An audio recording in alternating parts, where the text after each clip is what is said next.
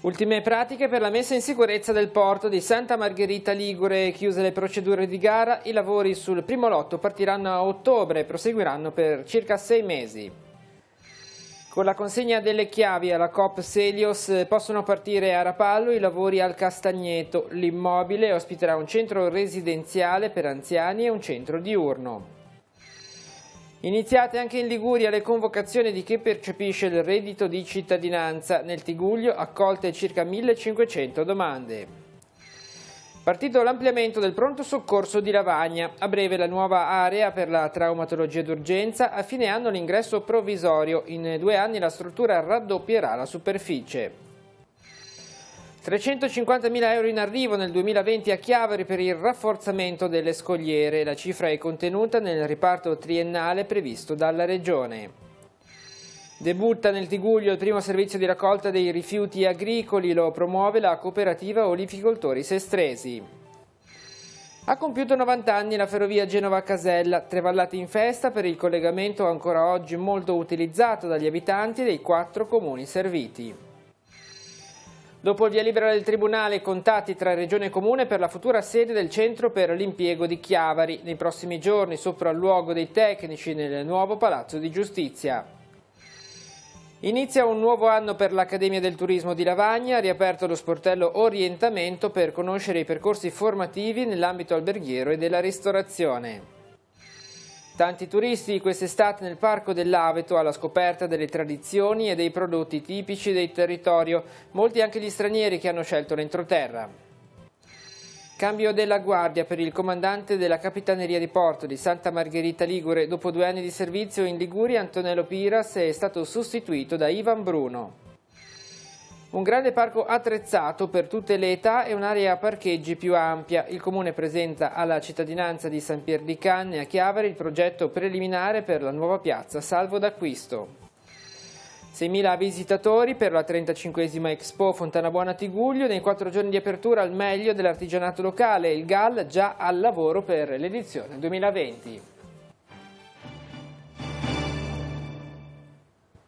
Un saluto a tutti e bentrovati all'appuntamento con il TG, guardando la settimana, la nostra rassegna dei principali fatti accaduti nel Tigullio negli ultimi 7 giorni. Iniziamo dalla giornata di lunedì, ci spostiamo subito a Santa Margherita Ligure perché si è fatto il punto sui prossimi lavori, ormai addirittura di partenza per il porto danneggiato dalla mareggiata di fine ottobre. Vediamo il servizio. Non manca più molto all'inizio dei lavori di messa in sicurezza del porto di Santa Margherita Ligure. Chiusa la procedura di gara per l'assegnazione del primo lotto, gli uffici preposti stanno procedendo alla contrattualizzazione dei lavori, da effettuarsi entro settembre, per rispettare i tempi previsti dal Dipartimento Nazionale di Protezione Civile. Protezione Civile che, unitamente a Regione Liguria, fornisce i fondi per l'opera. Allora, parliamo di un primo intervento di circa 4 milioni e mezzo di opere a rinforzo della scogliera a protezione della diga, in modo che possa reggere un evento, una mareggiata come quello che si è abbattuto sulle nostre coste il 29 ottobre del 2018 e parliamo di circa 6 mesi di lavori. Dopo la contrattualizzazione l'obiettivo è quello di fare iniziare i lavori a ottobre di modo che possano terminare per l'inizio della prossima stagione turistica, per cui avrà una durata di circa 6 mesi. Durante i lavori del primo lotto, che riguardano, come abbiamo detto, la scogliera, il porto sarà utilizzabile in maniera normale oppure ci saranno delle limitazioni? Come funziona? L'idea, visto che l'intervento si svolgerà al di fuori della diga, cioè sulla scogliera, quindi all'esterno, di consentire l'utilizzabilità, la fruibilità del porto in sicurezza. Però questi sono aspetti che vedremo di valutare passo per passo con l'autorità marittima e la capitaneria. Il progetto completo di riqualificazione, presentato lo scorso marzo, prevede anche una seconda tranche di lavori, per un impegno economico totale di circa 15 milioni di euro. La restante parte dei lavori è stanziata sulle schede del 2020, schede di protezione civile 2020. Il progetto è stato già approvato dalla conferenza dei servizi nella sua completezza e quindi la divisione in 2 tranche dei lavori era stata pensata proprio per poter garantire, attraverso una contrattualizzazione tempestiva, l'impiego dei fondi su ciascuna annualità. per cui nel 2020 dovremo chiudere la seconda parte di intervento. A Rapallo adesso sono state consegnate ai responsabili della Coop Selios le chiavi dell'immobile del Castagneto, inutilizzato da anni, di proprietà della ASL. Inizieranno così i lavori per realizzarvi all'interno un centro diurno e un centro residenziale per anziani di Rapallo. E poi in Liguria sono iniziate le convocazioni di chi percepisce il reddito di cittadinanza. Nel Tigullio sono circa 1500 i soggetti coinvolti. Vediamo i servizi. Ecco qua. Questa struttura verrà dedicata alla cura dei pazienti con una patologia, anziani, con patologia psichiatrica stabilizzata e un centro diurno. E l'altro aspetto sempre importante è il recupero di questo immobile di pregio, un immobile dell'azienda che era inutilizzato e che tornerà a nuova vita e ovviamente arricchirà il patrimonio immobiliare dell'azienda. Quanti posti saranno possibili ottenere dalla riqualificazione? Sono previsti 16 posti letto di residenzialità e 10 posti letto di centro diurno. Oggi la consegna delle chiavi, quali i tempi per vedere operativo questo immobile? Beh, diciamo che grazie alla collaborazione con le istituzioni i tempi sono stati molto veloci, quindi contiamo di depositare gli esecutivi e i preventivi entro ottobre, di partire con il cantiere, che prevede tempi di intervento di 14 mesi circa, speriamo di fare anche prima, quindi abbiamo almeno un annetto di lavori, ci vorranno tutti. Cosa è previsto che venga realizzato? Beh, ovviamente ci sono dei vincoli della sovrintendenza, perché è una struttura protetta dalla sovrintendenza regionale, quindi dovremo rispettare certi vincoli. Nel progetto che depositeremo però prevediamo che di fare uno spazio esterno, un deoro, un pergolato, nel rispetto dei vincoli dell'ambiente, che permetta di estendere per i fruitori anche la possibilità di godere degli spazi. Questa è un'opera frutto di una donazione, di un atto di generosità. Un atto di generosità con proprio dei fini specifici. Poi c'è stato un po' di dicerie, no, di paese in questi anni, se era stato lasciato al comune, invece è giusto così e per noi rappresenta veramente una grossissima soddisfazione perché diventerà veramente un polo importante per delle famiglie che hanno bisogno e da sindaco noi avremo anche una forte riqualificazione. Ci può dire come vi siete organizzati in questi mesi e quindi com'è anche la situazione in queste ore nel nostro territorio? Stiamo lavorando ormai da mesi e già da luglio abbiamo cominciato a convocare le persone per fare loro un seminario informativo in cui si illustrano diritti e doveri rispetto al percorso lavoro che dovranno fare. Direi che non ci sono particolari preoccupazioni, i lavoratori, i percettori di reddito non devono preoccuparsi, verranno convocati. L'unica cosa che chiedo loro di fare è di consultare spesso la loro posta elettronica e in mancanza di questa dovrebbero essere avvisati con un SMS. Quindi per i cosiddetti navigator occorrerà aspettare, diciamo, metà settembre, metà mese? No, ma i navigator saranno in servizio già dalla prossima settimana. Diciamo che la correlazione fra i navigator e la convocazione è relativa, nel senso che i navigator vengono nei centri per l'impiego a supportare il lavoro degli operatori del centro per l'impiego. Quindi noi stiamo procedendo, come dicevo, già da luglio alle convocazioni e con i navigator avremo un aiuto in più. Però prima che siano operativi realmente e autonomamente ci vorrà, penso, almeno un mesetto ancora. Per quanto riguarda le banche dati, il sistema informatico, come stava accennando, vi ha fatto faticare un pochino di più in questo periodo?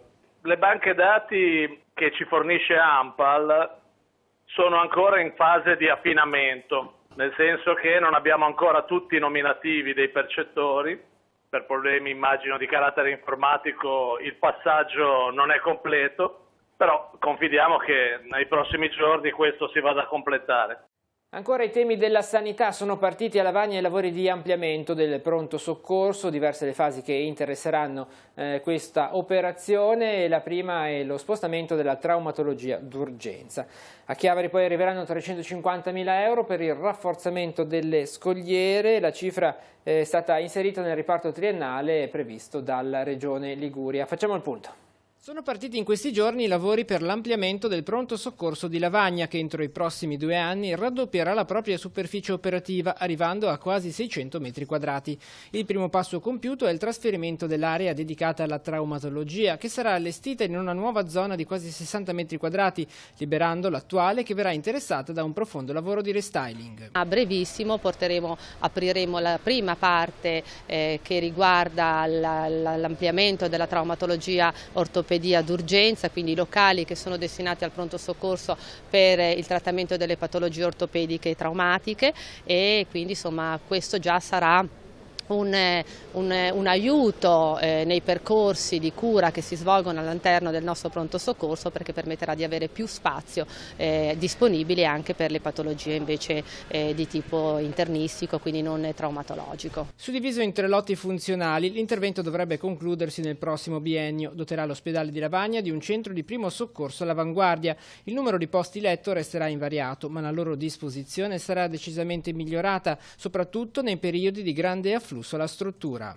Il primo trasferimento riguarderà, come vi ho detto, l'ortopedia, ma al contempo stiamo realizzando il nuovo accesso al pronto soccorso, che sarà un accesso provvisorio temporaneo con il nuovo triage per permettere i lavori sull'attuale, e quindi poi ci sarà uno spostamento di sedi fino al completamento del terzo lotto, che porterà al nuovo completo pronto soccorso rinnovato e ristrutturato.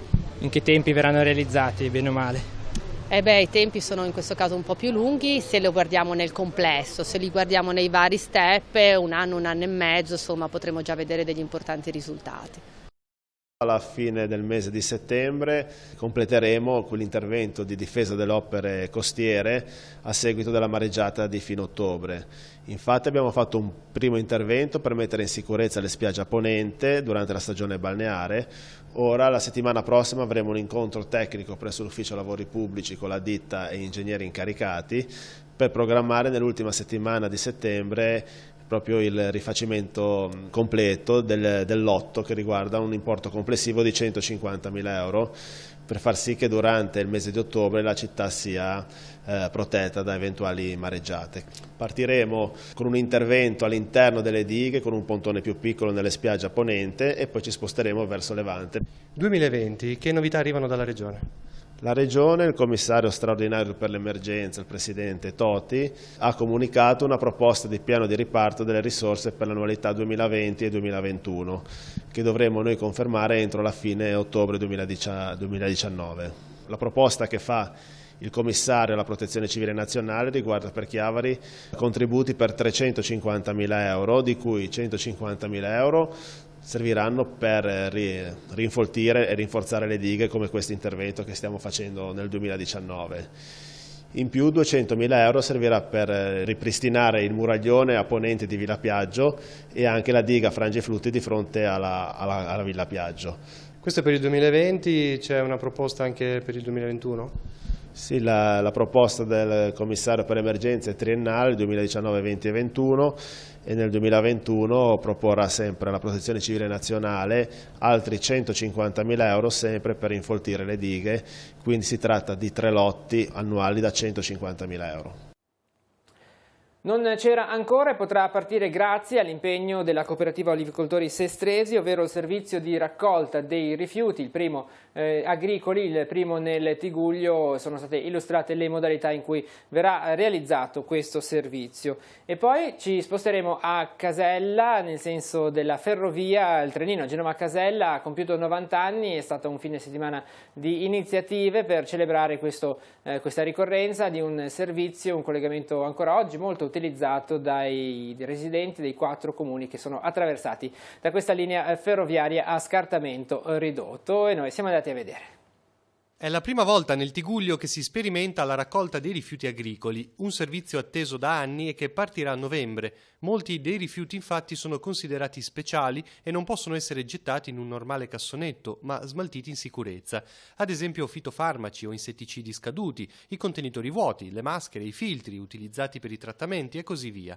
Il servizio è promosso dagli olivicoltori sestresi. Nicola Gandolfo spiega come fare per aderire. Viene da noi, lo iscriviamo online alla piattaforma di Carica Carvin, che è la ditta di ambiente toscana che fa questo servizio per conto della cooperativa con la quale noi siamo convenzionati, verifica quanta quantità di rifiuti da smaltire ha e si mette d'accordo direttamente con la ditta per lo smaltimento. La ditta verrà un giorno convenzionato in cooperativa, sia a Sestri che a Panesi, si informerà con il cittadino della determinata ora, si darà un appuntamento, lui porta i suoi rifiuti, gli viene ritirato il tutto a fronte di una spesa che varia dal socio al non socio della cooperativa, e gli viene però rilasciato il formulario dei rifiuti con cui lui dimostra come ha scaricato il rifiuto pericoloso o non pericoloso. Un incontro informativo sul tema si terrà venerdì 6 settembre alle 18 in cooperativa Sestri Levante. Sono invitati agricoltori e olivicoltori del territorio. Il servizio infine è utile ma costoso sia per la ditta sia per la cooperativa, perciò è importante stabilire i giorni precisi per il ritiro dei rifiuti. Loro verranno a fronte di 30-40 richieste al giorno, o se sono anche di più si fermeranno più giorni. L'importante è che quando loro vengono ci mettiamo d'accordo in modo che non perdere tempo e che siano tutti appuntamenti predeterminati, in modo che uno si tiene a casa i suoi rifiuti e li smaltisce una volta o 2 volte all'anno. 90 anni portati benissimo, sono quelli del trenino di Casella, la ferrovia a scartamento ridotto che dal 1929 collega il cuore di Genova, Piazza Manin, con l'Alta Valle Scrivia. Più di 24 km di strada ferrata che si arrampica sui versanti delle colline di 3 vallate e che attraversa 4 comuni, Genova appunto e poi Sant'Olcese, Serraricò e Casella. Doveva avere un grande sviluppo la ferrovia Genova-Casella, arrivare fino a Piacenza.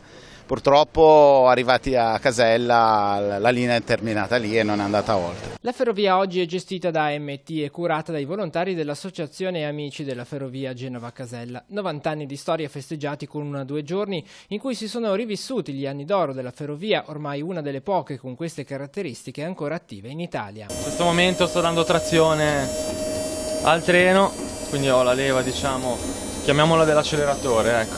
Qui il senso di marcia. Questa qua è la frenatura d'aria, questa qua è la leva invece della velocità impostata. Tante le persone che sono salite a bordo nei diversi viaggi organizzati per l'occasione, un intero territorio in festa. L'arrivo del collegamento negli anni 30 cambiò in meglio la vita di un territorio. Prima raggiungere il capoluogo era molto complesso, a bordo delle carrozze del trenino è stato molto più facile. Per questo alla festa per i 90 anni si sono unite tutte le località toccate. Tra queste Costa San Pietro di Pino che domenica prossima, 8 settembre, festeggia il patrono San Terenziano. Qui è stato presentato un libro e allestita una mostra con la storia del trenino. Qui, con una celebrazione eucaristica, è stato ricordato il cardinale Boetto in visita pastorale proprio nei giorni dell'inaugurazione della ferrovia. Quando fu inaugurato il trenino, il cardinale Boetto discese sulla stazione qui sopra il paese e venne in visita pastorale, quindi abbiamo colto questo aggancio per far conoscere un po' la nostra comunità parrocchiale e abbiamo anche pensato di allestire una mostra fotografica che ci ricorda un po' com'era il paese negli anni andati e in particolare anche mostrare la produzione di un sacerdote che è rimasto a Pino per più di 50 anni, che aveva l'hobby della fotografia, quindi molte delle foto che noi vediamo nella mostra sono proprio opera sua. Per ville e firie, e chi canta, chi sega e crie, filla o treni, che chi canta e chi sega e crie, filla o treni.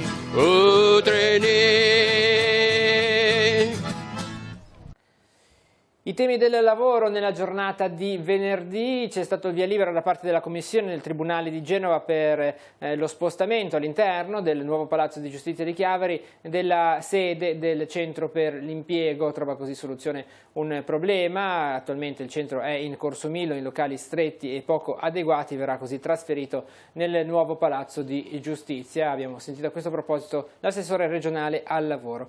Per quanto riguarda il lavoro è ripartita anche l'attività di orientamento dell'Accademia del Turismo di Lavagna per conoscere i corsi che appunto indirizzano i giovani e non solo all'interno di questo ambito lavorativo. In tema di turismo un bilancio, quello del turismo nel parco dell'Aveto. Vediamo. Quali saranno i tempi adesso del trasferimento? Ho sentito proprio questa mattina il sindaco di Chiavari e abbiamo organizzato a breve un incontro con i tecnici comunali e con i tecnici della regione per capire quali sono le opere che dovranno essere realizzate.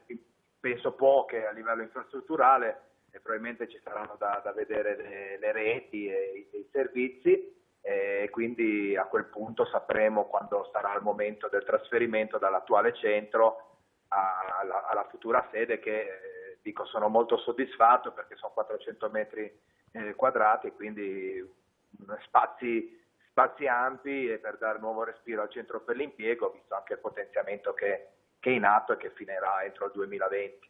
Nei nuovi spazi troveranno anche posto i navigator per il reddito di cittadinanza, ci sarà anche vicino l'ufficio dell'INPS recentemente trasferito, quindi si dà sistemazione globale comunque anche a questo discorso occupazionale.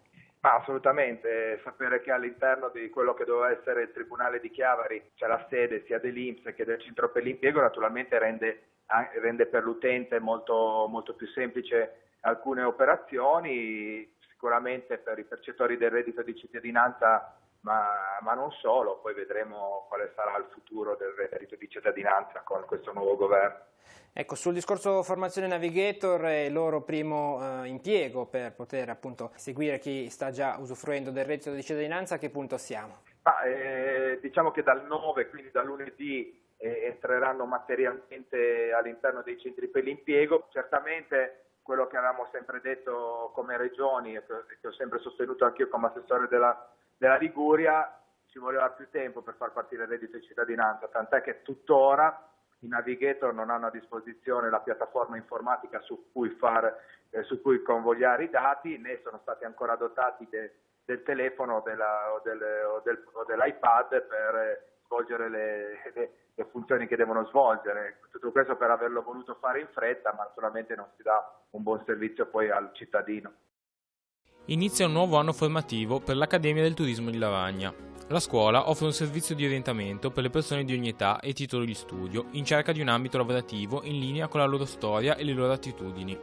I percorsi formativi sono poi svariati, da quelli scolastici triennali a quelli per adulti, da quelli di aggiornamento per chi è già occupato nell'ambito turistico a quelli di specializzazione. Tutte le mattine presso l'Accademia del Turismo saranno disponibili le colleghe proprio nel settore dell'orientamento che potranno accogliere tutte quelle persone che hanno un'esigenza, un bisogno di formazione o di inserimento lavorativo, capire qual è la loro storia e quindi indirizzarli verso diverse opportunità formative che noi abbiamo. Si parte dalla formazione, dalla prima formazione per i ragazzi in percorsi triennali di istruzione e formazione professionale fino al diploma di tecnico di istruzione e formazione professionale, percorsi per adulti più o meno giovani disoccupati in cerca di lavoro, aziende che vogliono aumentare le competenze dei propri lavoratori fino ad arrivare a percorsi specializzati soprattutto in lingue e specifici nel settore della ristorazione. Questo processo viene seguito insieme a noi da tante aziende che cercano personale, che ci richiedono costantemente personale formato, non solo nel Tiguglio ma anche a Genova. Quindi andiamo oltre la stagionalizzazione e possiamo anche, durante tutto l'anno solare accompagnare le persone in percorsi sia formativi che di inserimento lavorativo. Il desiderio di riscoprire l'entroterra e le sue tradizioni ha guidato molti turisti che quest'anno hanno scelto il Parco dell'Aveto. Non si tratta solamente di trovare rifugio dal caldo che opprime la riviera, ma di poter scegliere tra tante proposte e attività outdoor, dall'escursione all'arrampicata o semplicemente trascorrere un pomeriggio immersi nella natura, usufruendo dei servizi offerti da uno dei tanti rifugi. Unitamente a questo, anche la possibilità di conoscere le tipicità e la cultura del luogo, attraverso i prodotti o gli antichi mestieri delle tre valli del parco. Che siamo stati fortunati perché magari l'estate è partita tardi ma è venuto molto caldo, per cui l'entroterra è stato un po' riscoperto e questo per noi è un grande valore, perché comunque vuol dire che tante persone sono venute da noi, hanno riempito le strutture ricettive, hanno fatto attività sul territorio e bisogna dire che anche il territorio ha risposto molto bene perché hanno creato molte attività.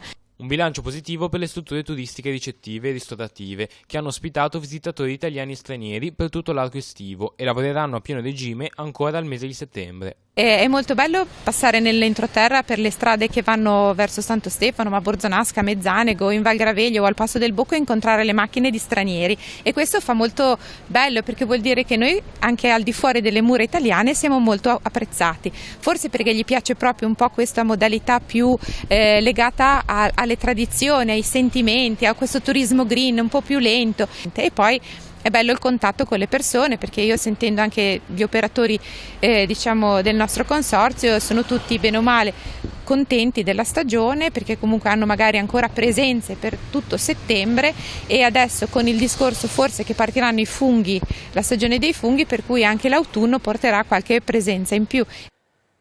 Dopo 2 anni di servizio alla guida della Capitaneria di Porto di Santa Margherita Ligure ha salutato Antonello Piras, al suo posto il tenente di vascello Ivan Bruno, e si è svolta a Santa Margherita Ligure la cerimonia del cambio della guardia. Vedremo questo, ma anche parleremo dell'incontro che si è svolto a San Pier di Canne. È stato illustrato agli abitanti del quartiere il progetto di riqualificazione di Piazza Salvo d'Acquisto. Vediamo i servizi.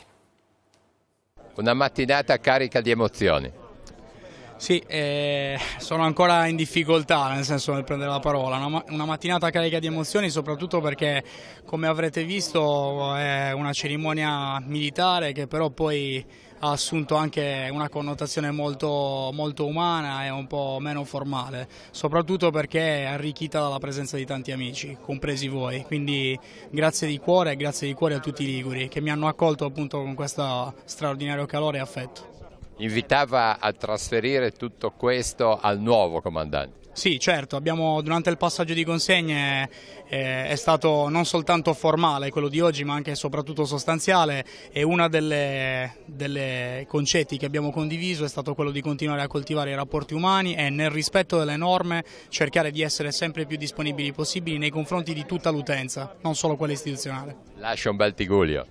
Lascia un bellissimo Tigullio, lo era prima, lo è ancor più adesso, e sono convinto che continuerà ad arricchire le sue caratteristiche al termine dei vari progetti di ristrutturazione dei porti, come dicevo prima.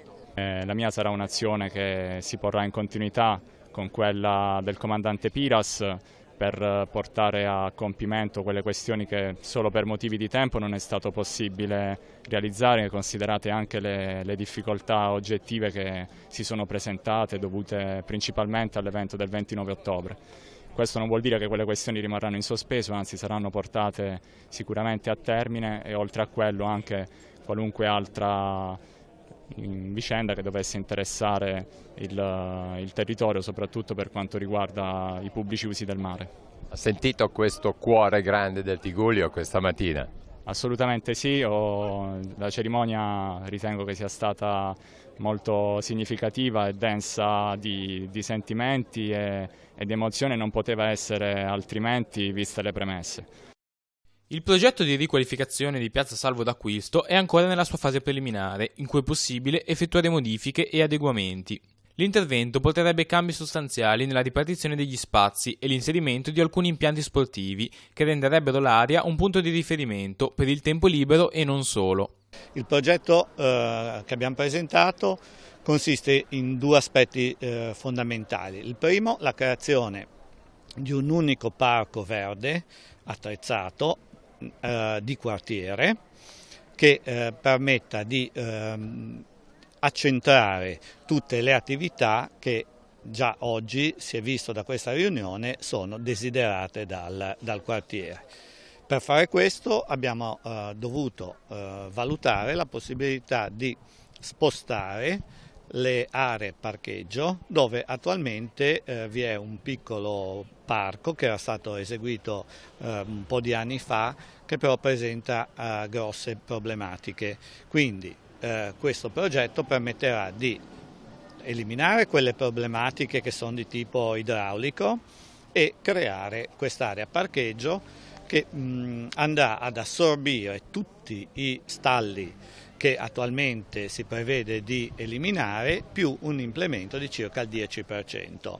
Questo ci permetterà di liberare l'intera zona centrale della piazza e, modificando la viabilità sulla quale stiamo ancora cercando di trovare l'ottimizzazione, creare questo parco abbastanza importante all'interno del quale potranno trovare posto attività per l'infanzia, per l'adolescenza e anche per la terza età. L'incontro ha messo in evidenza alcuni dei desideri e delle necessità di chi vive il quartiere, con opinioni e proposte differenti.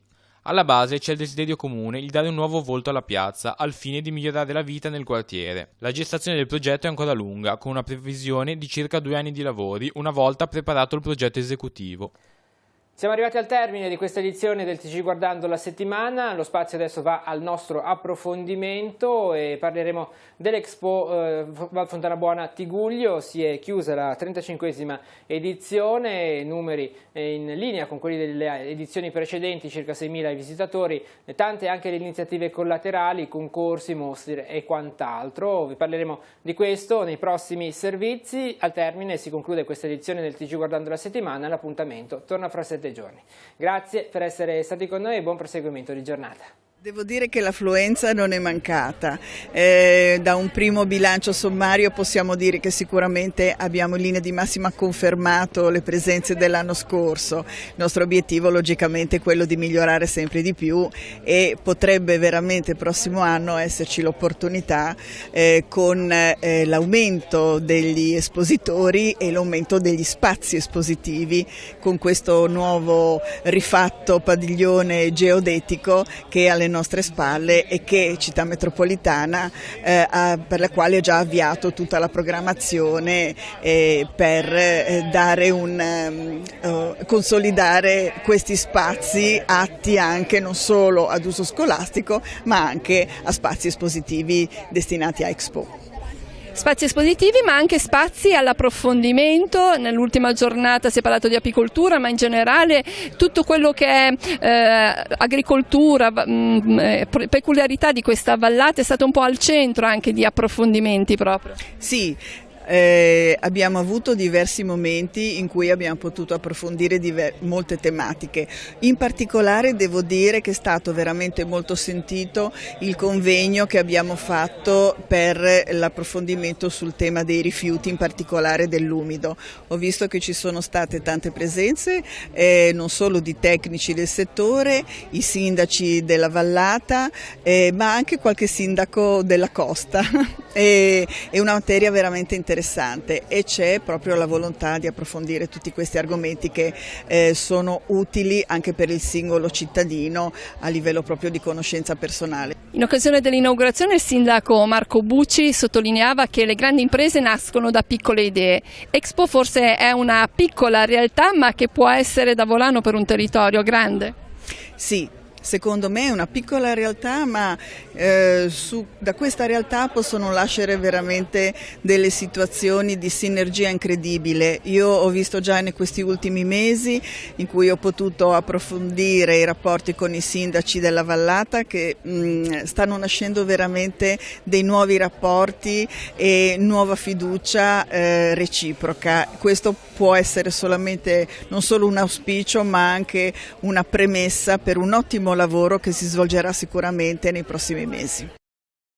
La Val Fontana Buona è raccontata attraverso le persone che vi operano e le attività che vi si svolgono. Sono 3 le mostre allestite nell'ambito dell'Expo Fontana Buona e propongono 3 diverse tematiche attraverso 3 differenti forme artistiche. La fatica del lavoro nelle cave, rivelata dalle fotografie di Davide Valentino Solari, le potenzialità e le nuove proposte per il territorio nei progetti degli studenti di architettura dell'Università di Genova. In particolare ha ricevuto molto risalto quella di una funivia che colleghi Montallegro al fondovalle. La bellezza e il fascino della valle nella mostra pittorica Aspetti e colori della Fontana Buona, con le opere di 14 pittori della zona. Quest'anno abbiamo dato risalto a una mostra sull'Ardesia vista attraverso le immagini riprese nelle cave da un fotografo locale, Davide Valentino Solari, che è andato nelle antiche cave soprattutto del Monte San Giacomo, ma anche della Fontana Buona, con delle attrezzature che gli hanno consentito di riprendere degli aspetti che nemmeno i cavatori che vi lavoravano sicuramente avevano mai visto, perché quando si lavorava alla luce di un'acetilene, di un luma petrolio o altro, non avevano la possibilità di vedere questi ampi spazi che poi sono stati il frutto del loro lavoro, della loro fatica, e difatti abbiamo intitolato la mostra La pietra della fatica. Sarà visitabile nei giorni feriali fino a sabato 14 settembre dalle ore 17 alle ore 20 all'Ascito Cuneo in località Calva di San Colombano Certenoli.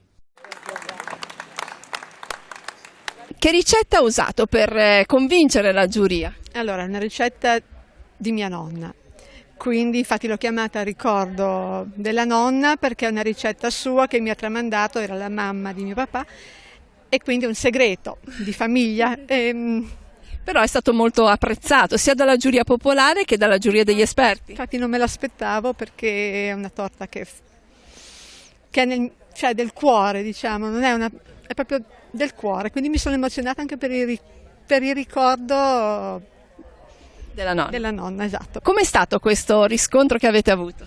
Ma un riscontro sempre che funziona, nel senso che comunque noi promuoviamo la nocciola, lo facciamo nella nostra serata gastronomica e l'abbiamo fatto anche quest'anno con alcune specialità e poi per il terzo anno, questa è la terza edizione del concorso la più buona della 35esima Expo per quest'anno. La qualità è stata veramente notevole, tant'è vero che la giuria autorevole che ha dovuto giudicare con i vari assaggi ha faticato perché comunque erano veramente prodotti buoni e squisiti e con l'utilizzo proprio del nostro nocciolino misto Chiavari che ha un particolare sapore che palati fini come la giuria che abbiamo hanno saputo riscoprire. Sta decollando la nocciola?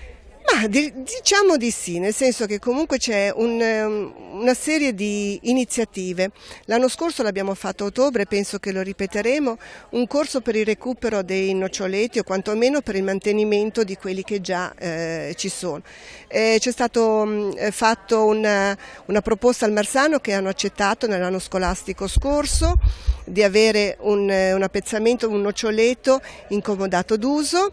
Ci sono delle aziende che iniziano di nuovo al recupero del noccioletto. Certo, è una cosa molto lenta, speriamo soprattutto che arrivino magari una parte anche di contributi, perché la difficoltà non è tanto il recuperare territorio quanto proprio la difesa forse del territorio.